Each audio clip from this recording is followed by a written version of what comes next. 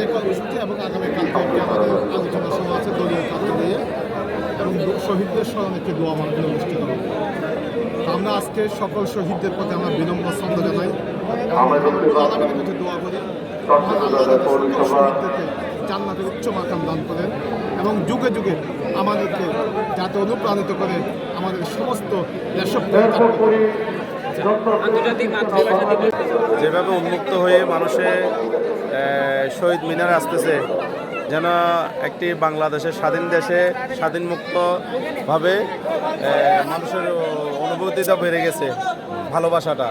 তার কারণটা হলো যে গত 17 বছর মানুষ উন্মুক্তভাবে কোনো প্রোগ্রাম, মিটিং, মিছিল এমন এই ধরনের বাংলাদেশের যে দিবসগুলি আছে 21শে ফেব্রুয়ারির শুরু করে আমাদের স্বাধীনতা যতগুলি আছে আর কি, ওগুলি মানুষ স্বাধীনভাবে আসতে পারে নাই।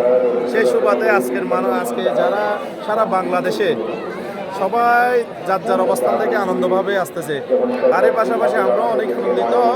আপনি দেখবেন এখানে শুধু দলীয় না, সাধারণ জনতা অনেক আসতেছে।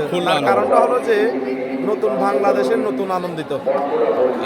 দূরের কথা, সবসময় মনের মধ্যে ভয় থাকতো, একদম বাংলাদেশের মানুষের মধ্যে একটা সাহস চলে আসছে, আনন্দ চলে আসছে, উন্মুক্তভাবে চলাফেরা করতে পারে এমন যতগুলি দিন আছে সবগুলি আনন্দভাবে একে অপরের সাথে ভালোবাসা করতেছে।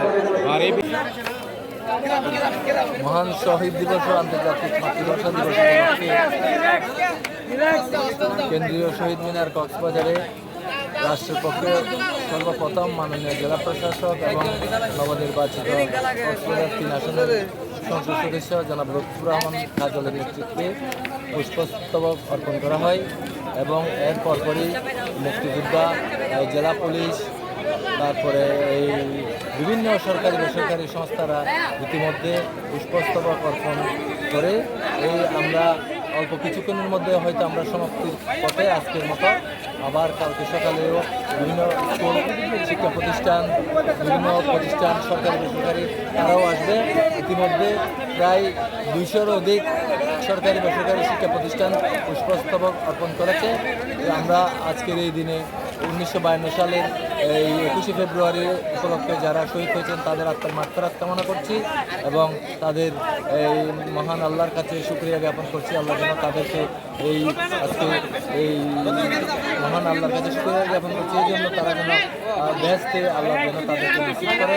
তাদের কারণে আজকে আমরা বাংলা ভাষা, মাতৃভাষা বাংলায় কথা বলতে পারতেছি।